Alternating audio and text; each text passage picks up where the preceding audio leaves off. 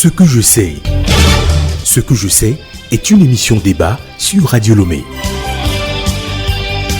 Une opportunité de s'instruire sur un sujet de développement, d'actualité et bien d'autres avec un spécialiste. Ce que je sais, Théophile Dandakou.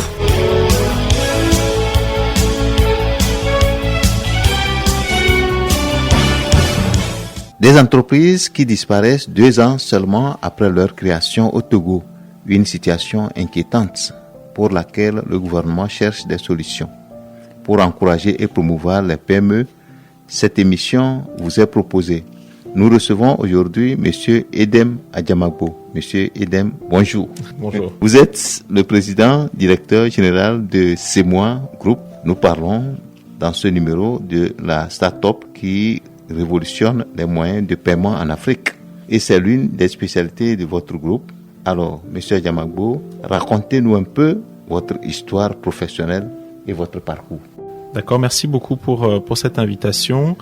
Donc, je suis Edem Adjamagbo, fondateur et président de CEMOA.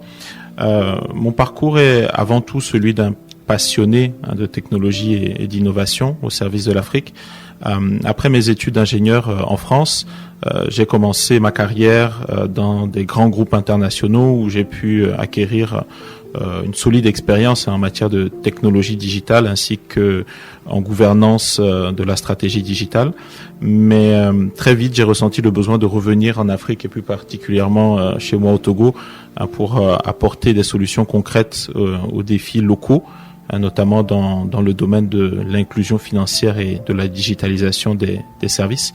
Et c'est ainsi que CEMOA est né, une entreprise que j'ai fondée il y a 10 ans maintenant, puisque nous avons fêté le 10e anniversaire le 11 mars dernier, avec la conviction qu'on peut construire des solutions 100% africaines et adaptées aux réalités du terrain, tout en répondant aux standards internationaux. Je pense que notre empreinte, on va dire, client, en témoigne, et mon parcours est étroitement lié à cette vision.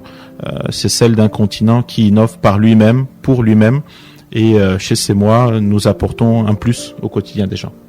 Voilà, cela se voit, puisque le WhatsApp Banking, c'est vous, le Express Cash by CEMOA, EcoBank, c'est encore vous, les bornes d'enregistrement à l'aéroport de Lomé, c'est toujours CEMOA. Aujourd'hui, vos applications sont utilisées par des entreprises leaders telles que les groupes BMCE, Zener, Move, EcoBank, ainsi que l'aéroport de Lomé, Sunubank, etc. On parle de plus de 20 applications, 3 millions de transactions et plus de 260 milliards de volume de transactions réalisées grâce à vos applications aujourd'hui acceptées dans 12 pays africains. C'est quoi le secret alors de votre réussite? Alors, bon, aujourd'hui, CEMOA Group, chez CEMOA, nous opérons dans 14 pays d'Afrique. Nous venons d'ouvrir 2 récemment et nous développons des solutions qui contribuent au renforcement de l'inclusion financière et qui permettent aux entreprises et aux citoyens d'accéder à des services financiers simples, sécurisés et surtout accessibles via le mobile, ce qui est dans de très nombreuses poches chez nous en Afrique. Alors, le vrai secret, en réalité, c'est le coût du terrain.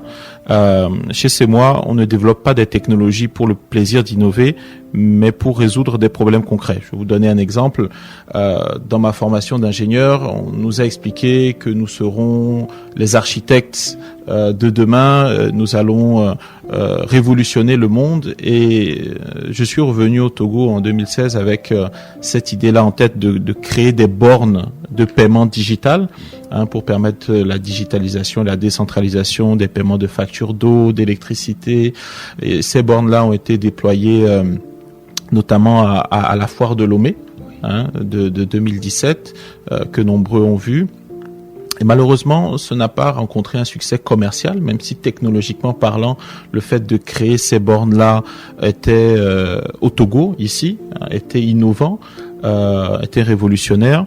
Néanmoins, la société n'est pas prête au ce qu'on appelle le self-care, donc pouvoir se suffire à soi-même. Et donc, se dire qu'on va, en partant de cette émission, s'arrêter dans un supermarché pour trouver une borne pour acheter du crédit téléphonique, on va très probablement demander à quelqu'un de le faire pour nous. Et donc, oui, en tant qu'ingénieur, on a créé une innovation formidable, mais l'acceptation par rapport au marché a été un vrai défi. Et donc aujourd'hui, vraiment, c'est vraiment d'écouter le terrain et de pouvoir se repositionner. On peut avoir sa vision, mais il faut pouvoir avoir les retours terrain et surtout avoir la rigueur dans l'exécution, parce que innover c'est bien, mais exécuter parfaitement c'est la clé, et c'est la résilience et cette alchimie du terrain qui permet d'être présent aujourd'hui dans 14 pays et de réaliser les volumes que vous avez présentés tout à l'heure. Alors, quel est l'état des lieux, ou alors quel état des lieux faites-vous du monde de la PME au Togo et spécifiquement de l'écosystème de la start-up au Togo? Alors, l'écosystème PME au Togo c'est vrai en pleine effervescence. On a des jeunes entrepreneurs qui débutent très souvent à la fin de leurs études ou même pendant les études dans le secteur de la technologie, mais pas que.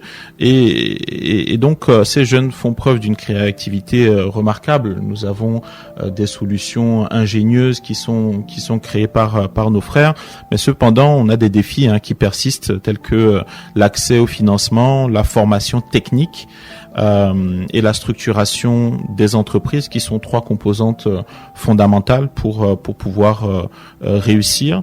Il y a des initiatives comme le projet Janta Tech Hub, qui est porté par le ministère de l'économie numérique et de la transformation digitale, qui doivent jouer un rôle crucial en offrant disons un espace de rencontre et de formation et de collaboration pour les acteurs du numérique.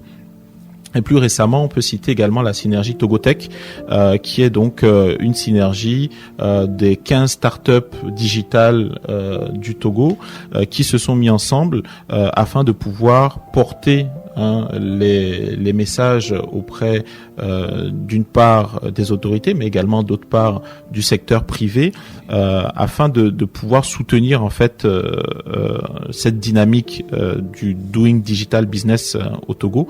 Et il est essentiel de renforcer les partenariats publics-privés, d'améliorer l'accès au financement, notamment en capital risque, pour en reparler, et de promouvoir la culture de l'innovation, parce qu'on est beaucoup dans les grandes institutions sur une inertie extrêmement forte. On ne se hasarde pas beaucoup à tester de nouvelles solutions. Il faut qu'on encourage l'innovation, il faut qu'on encourage la prise d'initiative sans avoir peur de se faire taper dessus. Ça va beaucoup aider les jeunes qui démarrent à pouvoir s'essayer, à échouer rapidement et rapidement reprendre autre chose, parce que dans le succès, on n'apprend pas grand-chose, c'est dans l'échec qui est formateur. Échouer rapidement et reprendre rapidement. On parle d'ailleurs généralement d'un taux de création d'entreprises très dynamique au Togo à la faveur des réformes successives réalisées par le gouvernement. Mais, plus inquiétant, on parle aussi d'un taux de mortalité des entreprises extrêmement élevé. D'après vous, quelle en est l'origine? Alors, il faut reconnaître que le Togo a beaucoup avancé en simplifiant la création d'entreprises, notamment à travers le guichet unique au CFE. On voit une vraie énergie entrepreneuriale, surtout chez les jeunes, mais le vrai défi, comme vous dites, c'est la survie. Et on a encore trop d'entreprises qui ferment au bout de quelques années, probablement par manque de préparation, par manque de stratégie claire, mais aussi peut-être par nécessité d'avoir un marché beaucoup plus dynamique, un marché sur lequel les gens n'hésitent pas à consommer. On fait beaucoup attention à ses sous, et donc voilà, cette problématique-là de consommation fait que on a un marché qui peut être un peu moins dynamique que des pays dans la sous-région. Après 2-3 ans, c'est, on va dire, quelque chose qui se retrouve dans beaucoup d'autres pays. pour avoir fait des pays européens. Oui, 2-3 ans, c'est la durée de vie d'une PME qui démarre et qui malheureusement ferme. Le palier suivant, c'est 7 ans. Et l'étape d'après, c'est un peu moins, il y a un peu moins de, de régularité. Mais lorsqu'on arrive à passer le cap des 3 ans, le cap des 7 ans, généralement, on se retrouve dans une certaine stabilité financière qui permet d'évoluer. Alors, pour continuer sur les problématiques qu'on va avoir, que nous vivons chez CEMOA également, c'est l'accès au financement qui reste un frein majeur parce que les structures financières sont encore frileuses face aux jeunes entreprises. Il y a très peu de dispositifs adaptés finalement, et quand les dispositifs paraissent plus accessibles, on se retrouve avec des taux qui sont extrêmement élevés. Et ce qui manque aussi, c'est l'accompagnement. Monter une entreprise, c'est pas juste avoir une bonne idée, c'est aussi de savoir s'entourer, d'être conseillé, d'être formé et d'être guidé. Donc par rapport à ça, voilà, des structures d'accompagnement, renforcer les structures existantes pour permettre aux jeunes d'être plus professionnels, on va dire, dans leur approche entrepreneuriale est très importante. Et pour finir sur le point du financement, en fait, le meilleur financement, c'est le marché. Clairement, aujourd'hui, il y a un besoin pressant, notamment au niveau de notre secteur d'activité, qui est le digital, d'améliorer ce qu'on appelle le cadre digital ready, pour faire écho au fameux rapport Doing Business qui est devenu Business Ready. L'objectif pour nous, et ce dont on a besoin de la part du gouvernement, c'est vraiment de permettre l'éclosion d'un marché digital de façon à ce que ces entreprises-là puissent éclore. Alors, je rappelle que les auditeurs peuvent participer à cette émission et elle est en direct. Vous pouvez contacter les numéros habituels 90 54 39 07, 79 81 27 93 et puis 22 22 17 76. Nous sommes en train de recevoir Monsieur Edem Adiamagbo. Il est président, directeur général CEMOA Group. Alors, il est là pour nous parler de la SATOP qui révolutionne les moyens de paiement en Afrique. Alors, vous avez parlé du taux de mortalité élevé. Comment inverser la tendance? Quel message avez-vous pour les PME qui vous écoutent en ce moment? Quels sont les facteurs clés de succès d'une entreprise? Et spécifiquement, que diriez-vous aux startups, aux fintech qui vous écoutent en ce moment? Globalement, pour inverser la tendance, à mon sens, il serait bien d'avoir une stratégie intégrant, entre autres, les deux volets suivants. Donc, premièrement, vendre ce que les clients sont prêts à acheter. Parce que nous sommes dans un environnement assez conservateur au Togo. On va très peu vers l'innovation, comme je disais tout à l'heure.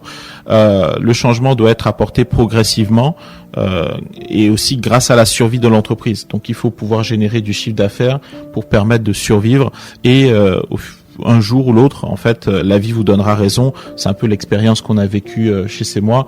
On a démarré les bornes en 2016. On a dû arrêter en 2018. Et finalement, c'est en 2022 et en 2023 le gouvernement nous a fait appel à travers l'agence Togo Digital pour mettre en place les bornes à l'aéroport. Il a fallu survivre pendant tout ce temps-là pour qu'on nous reconnaisse cette particularité-là. Et donc ça c'est important, c'est de tout faire pour faire survivre les entreprises. Et ce qui fait survivre les entreprises, c'est avoir du chiffre d'affaires. Deuxièmement, c'est de s'entourer des talents qui permettront à l'entreprise d'évoluer et surtout de s'adapter aux variations du marché. Donc encore une fois, c'est d'une part des structures d'accompagnement, mais aussi et surtout pour les entrepreneurs, ne pas succomber à cette solitude, parce qu'il y a une vraie solitude en fait de l'entrepreneur qui s'installe dans les phases de croissance et dans les phases où c'est difficile. C'est aussi de pouvoir accueillir soit des associés, soit des collaborateurs dirigeants qui vont permettre de faire développer l'entreprise. Cette idée-là que on va me voler mon idée, on l'entend bien trop souvent. Le point ne réside pas dans la titularité de l'idée, le point réside dans l'exécution. Et donc, le fait de parler des embûches permet d'aplanir le chemin et permet d'avancer, on l'espère, vers le succès. Voilà. Vous l'avez évoqué, puisque, entre autres difficultés, évoqué les PME qui, généralement, ont un accès limité au financement bancaire, à la commande publique et très peu d'interaction avec les grandes entreprises. À votre avis, quels sont les freins et défis à la croissance et au développement des PME? Alors, on l'a vécu, ça, ce sujet-là de finalement de collaboration avec les grandes entreprises, les grands groupes. Et aujourd'hui, ce que moi je retiens, c'est que les freins à la croissance des PME sont plutôt bien connus. Hein. Donc, il y a l'accès difficile au financement, l'exclusion, enfin pas l'exclusion, plutôt l'accès difficile au marché public, surtout par manque de connaissances, mais aussi par manque de structuration. Sur le côté du financement, beaucoup de PME n'ont pas les garanties ou la structuration requise pour rassurer les banques. Nous avons des banques, il faut le dire, qui sont encore très frileuses dans l'accompagnement des projets entrepreneuriaux. Il faut parfois amener 100, 110, 120% de garantie pour pouvoir obtenir un financement. Et donc là-dessus, je pense qu'il y a un sujet que le gouvernement peut prendre à bras le corps pour permettre l'accès au financement, peut-être à travers un programme de labellisation, on va dire, de PME ou de start-up, qui permettent de garantir une certaine viabilité, peut-être la mise en place d'un fonds de garantie associé à cela, permettant à ces futures pépites de pouvoir accéder au financement bancaire. Mais le point étant que voilà, on a cette congestion au niveau des PME. Pourtant, c'est celle qui crée la valeur, c'est celle qui crée l'emploi, et donc c'est celle qui crée la croissance. Donc, il faudrait donc repenser des mécanismes de financement avec des solutions plus adaptées et plus flexibles. Sur le point de l'accès à la commande publique, c'est souvent un problème de connaissance des marchés, de lourdeur administrative et de taille critique. Je me rappelle avoir consulté des appels d'offres. Ils sont structurés de telle manière à ce que ce soit des grands groupes en fait qui sont en capacité d'y répondre. Alors je comprends l'aspect, on va dire, plus commode pour le gouvernement d'avoir un interlocuteur, mais je pense que il serait de bon ton de poursuivre et d'intensifier notamment les mesures qui sont prises par le gouvernement togolais en matière de favorisation des accès au marché public, notamment pour les jeunes et pour les femmes, qui a été voulu par le chef de l'État, et notamment aussi intégrer dans les dossiers d'appel d'offres internationaux l'obligation de travailler et de former des structures locales, des structures nationales à l'exécution de ces travaux-là. Il faut que vraiment ce soit intégré dans les cahiers des charges, le fait de faire appel à des structures locales pour une partie de ces travaux-là. Et pour finir sur le volet des grandes entreprises, il faudrait trouver vraiment un moyen pour l'État d'inciter ces grandes entreprises à devenir la locomotive de l'économie, de l'écosystème, donc d'intégrer en fait les PME pleinement dans leur chaîne de valeur, les PME locales dans leur chaîne de valeur, pour aider à monter en compétences et pouvoir créer en fait une coopération et non pas malheureusement une compétition comme on peut le constater à certains moments où on se retrouve en compétition par rapport à un grand groupe. Donc c'est vraiment trouver des mécanismes pour cultiver la bienveillance et le fait de travailler, trouver des solutions locales prioritairement.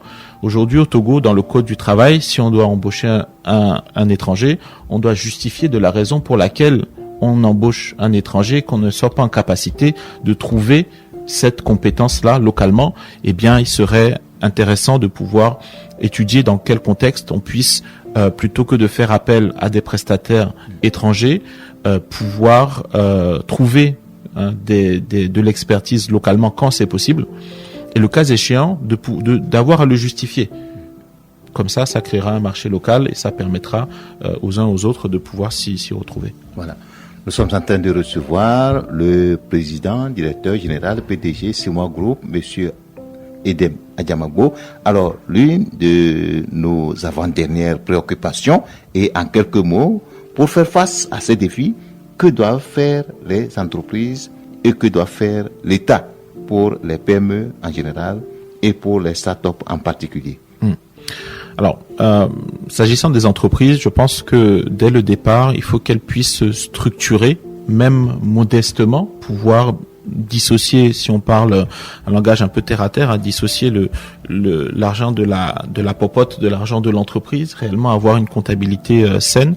Il faut investir dans la formation, dans l'auto-formation et adopter une vision long terme, mais tout en restant proche des besoins du marché. Comme je l'ai dit tout à l'heure, il faut survivre.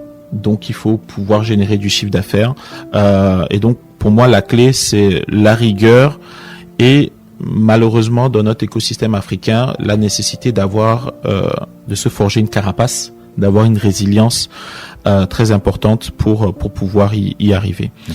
Du côté de l'État, je pense qu'il faut développer fortement le cadre doing business intérieur, vraiment créer, travailler sur de la consommation locale, de façon à permettre à ces PME-là de pouvoir trouver un marché, mais également, par exemple, en prenant des mesures courageuses. Je donne un exemple. Dans notre cas de figure, digitalisation des paiements, vous voyez, si on prend le cas des pharmacies qui sont en capacité aujourd'hui d'accepter du paiement digital, je peux vous garantir qu'il y a moins de 20% des pharmacies aujourd'hui au Togo qui vont accepter des paiements mobiles comme Timon Flouz.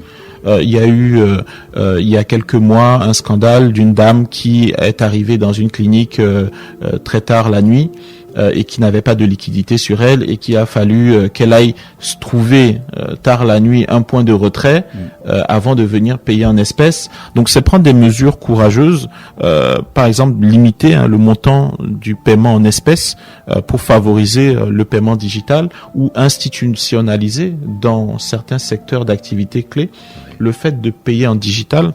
L'objectif c'est quoi? C'est que on va permettre aussi à l'État in fine, d'augmenter son assiette, sa base imposable, puisque ces transactions digitales, si elles sont par exemple, disons que on met en place une mesure transitoire pendant 12 mois, à partir du moment où une entreprise déclare qu'elle commence les encaissements digitaux, que ces mesures-là sont encadrées avec OTR, qu'on puisse par exemple défiscaliser c'est ce chiffre d'affaires qui est généré à travers le digital. L'objectif, c'est de faire croître les transactions digitales dans le pays. Et l'année qui suivra, nécessairement, ce chiffre d'affaires-là ne va pas régresser. Et donc, au final, on va se retrouver avec, au niveau de l'État, la possibilité potentiellement de recouvrir plus pour ses besoins de financement. Donc, il faut pouvoir travailler sur ce genre de mesures.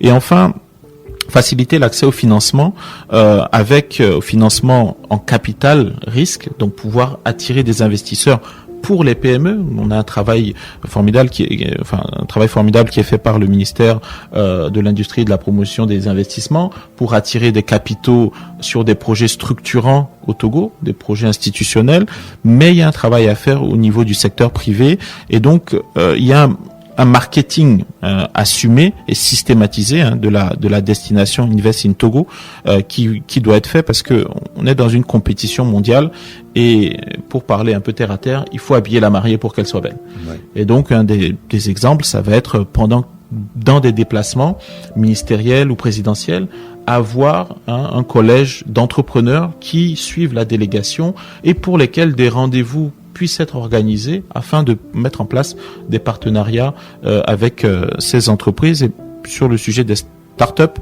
il y a un élément fondamental que nous avons besoin qu'il atterrisse cette année, c'est le sujet du Startup Act, c'est le sujet d'un cadre qui permette aux entreprises, aux startups en particulier, de bénéficier d'un certain nombre de conditions favorables à l'exécution de leurs activités.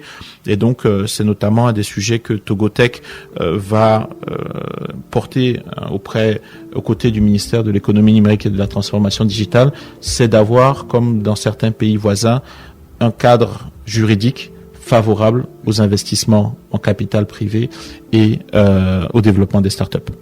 Alors, il faut habiller la mariée pour qu'elle soit belle. Alors, M. Adjamagbo, auriez-vous quelques bonnes pratiques à partager? Quels sont les 7 commandements d'un entrepreneur à succès comme vous? Alors, 7, c'est peut-être beaucoup, mais je vais vous en donner au moins 2. Comme je pense que dans mon intervention, le sujet a été assez clair, c'est écouter son marché, développer son idée, développer sa vision, mais surtout faire survivre son entreprise, c'est la priorité. Et la deuxième chose, c'est d'être résilient. Les difficultés viendront, ça c'est clair. Ce qui compte, c'est la capacité à les surmonter, la capacité à s'adapter. Malheureusement, ça peut paraître injuste. On est obligé, nous, PME, de faire des efforts bien plus importants que des PME dans d'autres marchés, notamment sur des marchés européens, pour arriver à un certain nombre de résultats, et en se voyant valoriser beaucoup moins que d'autres PME qui ont été moins sollicités. Néanmoins, c'est notre marché qui est comme ça, et nous avons besoin il va s'améliorer avec le temps. Il faut être positif. C'est moi, aujourd'hui, on a pu arriver là, c'est parce qu'on s'est construit au fur et à mesure. Donc, c'est possible de le faire. Nous, entrepreneurs de la Synergie Togotech, on est là également pour accompagner les néo-entrepreneurs, ceux qui ont besoin de conseils.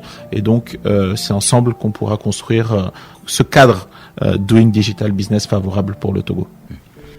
Voilà, faire grandir la part des paiements digitaux. C'est le message que le président, directeur général Simoa Group, Edem Adjamagbo, véhicule à travers son expérience, et puis lui en tant que Rasta Top qui révolutionne les moyens de paiement en Afrique.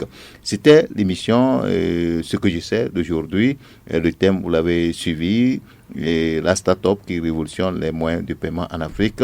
Un thème exposé par le président, directeur général de Simoa Group, Edem Adjamagbo. C'est donc fini. Rendez-vous vendredi prochain pour un autre numéro de Ce que je sais. Merci beaucoup, M. Edem Adjamagbo. Merci, c'était un plaisir d'être sur votre radio.